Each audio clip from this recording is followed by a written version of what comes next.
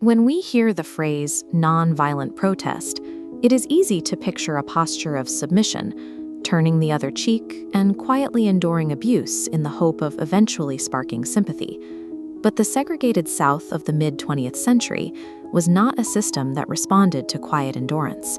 It was a heavily militarized infrastructure maintained by physical intimidation, violence, and strictly enforced boundaries. This division was state-sponsored. The separation of races was ordered and policed with the full authority of the law. Growing up in Atlanta, a young Michael King Jr. learned how deeply this system was engineered to strip away human dignity. At just 6 years old, the parents of a white playmate abruptly informed him that the two children were no longer allowed to speak to one another. As King grew older, he confronted a massive logistical problem. How does an unarmed community dismantle a legally entrenched regime without resorting to the very violence that gives that regime its power? The answer King arrived at was counterintuitive. He realized that nonviolence was actually a highly calibrated weapon, one that he described as cutting without wounding the man who wields it. Defeating Jim Crow required a physical strategy, a new mechanics of warfare that converted moral conviction into logistical pressure. During his studies at Crozer Theological Seminary in Pennsylvania, King searched for a way to translate his deep spiritual convictions into real-world political leverage.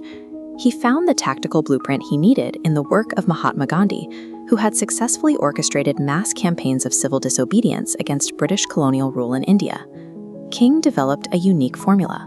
The teachings of Christ provided the spiritual motivation and the guiding ethic of love, while Gandhi provided the method. Together, they formed a unified system of targeted disruption. In December 1955, the 26-year-old pastor got his first chance to test this mechanism. Rosa Parks refused to surrender her seat on a Montgomery bus, sparking her immediate arrest. Under King's leadership, the resulting 381-day Montgomery bus boycott operated as a coordinated economic siege. By refusing to ride, African Americans drained city revenues until the Supreme Court was forced to declare bus segregation unconstitutional. By 1963, King shifted this method into a higher gear in Birmingham, Alabama. He moved beyond economic boycotts to actively engineering a public crisis to force negotiations. The strategy relied on intentionally organizing mass marches in one of the most rigidly segregated cities in the country, effectively baiting the violent hand of the state to show itself in broad daylight. When Commissioner Bull Connor directed his police force to attack demonstrators with dogs and high-pressure fire hoses, the overreaction was captured on camera and broadcast directly into the living rooms of a shocked public. Arrested during the campaign, King wrote his famous letter from Birmingham jail, explicitly defending the creation of this societal tension as a necessary step for forcing structural progress. Months later, this localized pressure mechanism was scaled up to a national level. 250,000 people gathered at the March on Washington, transforming a regional crisis into an undeniable federal demand. The engineered pressure worked. The campaign broke the legislative deadlock, leading directly to the passage of the Civil Rights Act of 1964 and the Voting Rights Act of 1965. King's strategy in Birmingham forced the state's underlying violence into public view, which directly eroded the segregationist regime's legal and moral authority.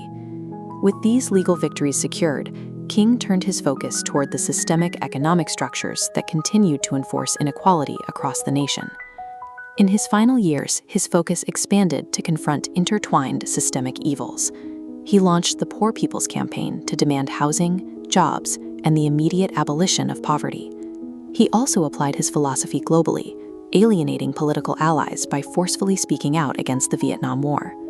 By April 1968, this expanding fight for human dignity brought him to Memphis, Tennessee, where he stood in solidarity with striking sanitation workers demanding fair treatment. It would be his final campaign. The day after delivering a speech declaring he had seen the Promised Land, King was assassinated on the balcony of the Lorraine Motel. He was 39 years old. While his life ended in Memphis, King's strategic framework for mass action survived him, later surfacing in the anti-apartheid struggle in South Africa and modern movements for racial justice today.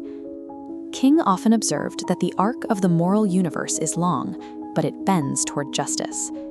His life demonstrates that the arc does not bend on its own. It moves only when people actively apply the force required to bend it.